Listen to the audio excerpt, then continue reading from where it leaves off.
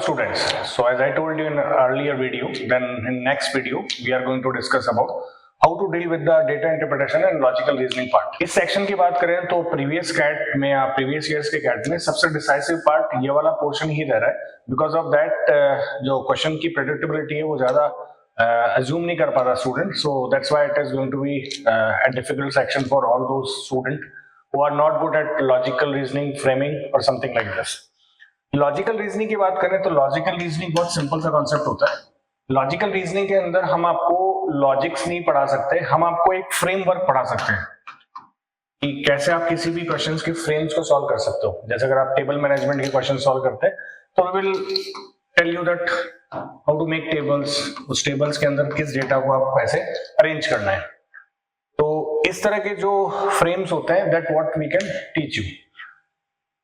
Logical reasoning के अंदर अगर कैट एग्जाम की बात करें तो सबसे इंपॉर्टेंट जो चैप्टर आता है या जो टॉपिक है that is going to be games and tournament. Games and tournament से हर साल एक ना एक सेट तो पक्का आता है. अगर आगे बात करें तो obviously data arrangement. Data arrangement एक जनरल डेटा अरेंजमेंट होता है जिसमें बहुत सारे लोगों का नाम, सिटी, कुछ भी आपको दे दिया जाएगा and then you have to arrange these data according to their whatever the specific condition जिसमें दी गई है उस हिसाब से उसको आपको कैटर करना होता है. डेटा अरेंजमेंट के बाद जो नंबर्स बेस्ड क्वेश्चंस होते हैं इसमें आपको पजल्स भी पूछ सकता है, आपको missing data, missing numbers, whatever they want. इसमें आपकी प्योर नंबर स्किल्स काम में आती है. नंबर स्किल्स का मतलब इसमें आपको पता होना चाहिए कि प्राइम नंबर्स क्या होते हैं, sum of two even numbers, sum of three odd number, sum of two even plus एक ऑड नंबर. जब इस तरह के क्वेश्चंस का लॉजिक सेट होना होता है तो फिर नंबर से स्टार्ट होता है. अरेंजमेंट्स के अंदर लगभग सारे क्वेश्चंस ही आ जाते हैं. डेटा अरेंजमेंट के अंदर आप सिटिंग अरेंजमेंट भी ले सकते हो, लीनियर अरेंजमेंट ले सकते हो. तो जो भी टाइप का अरेंजमेंट्स होता है that comes under this data arrangement. So these are the frame what we are going to teach you.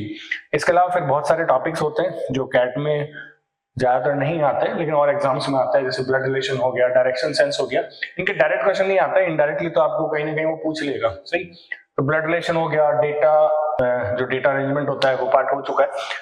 Blood relation के बाद डायरेक्शन सेंस हो गया, कोडिंग डिकोडिंग हो गई, नंबर बेस्ड पजल हो गई, नंबर बेस्ड पजल के बाद वर्ड बेस्ड पजल्स हो गई. So there is an number of patterns are there what we are going to teach you. So that is all about logical reasoning part. इसको deal करने के लिए सबसे best idea ये है, आप जितनी प्रैक्टिस करेंगे इसकी उतने नंबर ऑफ क्वेश्चन सॉल्व कीजिए. जितने क्वेश्चंस को आप अनलॉक करना सीख जाएंगे, अनलॉक करने का मतलब in the most visible time, that is going to give you perfect idea that how to deal the question. छोड़ना है या उस क्वेश्चन को करना है, ये इसी बात पर डिपेंड करता है कि अगर आपने क्वेश्चंस को पहले सॉल्व किया हुआ है. अगर आपने उस फ्रेम को पहले सॉल्व नहीं किया हुआ है तो we always suggest you that you should not go for this. So that is all about logical reasoning part. I'm just giving a brief idea about it. Later on in the next part, अगर हम data interpretation की बात करें, so data interpretation कहीं ना कहीं आपको बचा लेता है. बचाने का मतलब इसमें बेसिक सा एक क्वेश्चन आएगा और क्वेश्चंस की बात भी करें तो 3 क्वेश्चंस जनरली पूछा जाएगा और 4th होगा इन सबका mix. Amalgamation of all these 3 topics is going to be in the 4th part. पहला जो पार्ट आता है इसमें that is going to be percentage change. Percentage change का मतलब कितना परसेंट चेंज हुआ, जीडीपी कितना परसेंट चेंज हुई, तो उस हिसाब से आपको परसेंटेज चेंज पूछा जाता है. इसके बाद सेकंड टॉपिक इसमें पूछा जाता है एवरेजेस. उसमें आपको 2 तरह के एवरेजेस पूछ लेगा, SAGR, simple annual growth rate, compounded annual growth rate. Third question is going to be the ratio, क्योंकि जितने भी पोर्शंस है कंपनीज के ले लीजिए या किस भी तरह का, उनको पार्ट्स में बांट लेता है कि इतना पार्ट इसके पास था, इतना पार्ट इसके पास था, and then according to that ratio is given to you. So at the end of the day you have to find out the numbers कि कितना पोर्शन किसके पास गया. अगर 4th पार्ट की बात करें so that is going to be the most tedious job. Why? Because in the CAT they will not going to ask you the direct question. इसमें आपसे पूछा जाएगा कि अगर परसेंटेज चेंज यहां से यहां में और यहां से यहां में, इनके बीच में जितना परसेंटेज चेंज हुआ उनका रेशियो कितना है या फिर एवरेजेस कितना है. Sometime it takes a lot of time to deal with this and in the sessions we will help you कि इनको कैसे फास्ट सॉल्व किया जाता है नंबर्स के साथ. ये सब क्वेश्चंस कहां पे आते हैं? तो ये जो सब क्वेश्चंस हैं ये आपके आएंगे, आपको जो ग्राफ दिया हुआ है ये सब उसी के ऊपर आएंगे. और बोला गया है कि डेटा इंटरप्रिटेशन. तो डेटा इंटरप्रिटेशन का मतलब क्या होगा? डेटा को रीड करना है, आपको इंटरप्रेट करना है। इंटरप्रेट होगा ग्राफ से और यहाँ पे आएगा मैथ्स, मैथ्स के बाद होगा कैलकुलेशन। इसके बीच में क्या होगा, इसके बीच में सबसे इंपॉर्टेंट पार्ट है जो कि इसका न्यूक्लियस है, दैट इज ऑल लैंग्वेज, कि आप कौन सा लैंग्वेज यूज कर रहे हैं।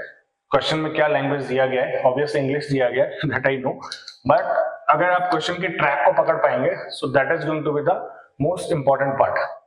ग्राफ पे ग्राफ दिया जाएगा, ग्राफ जनरली आपको line graph, table graph, bar graph और 100% जो देगा that is going to be pie chart.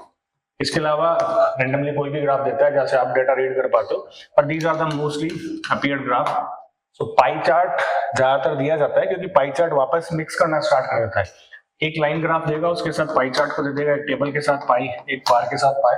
सो ये देने से क्वेश्चन की कॉम्प्लेक्सिटी को भरा पड़ता है।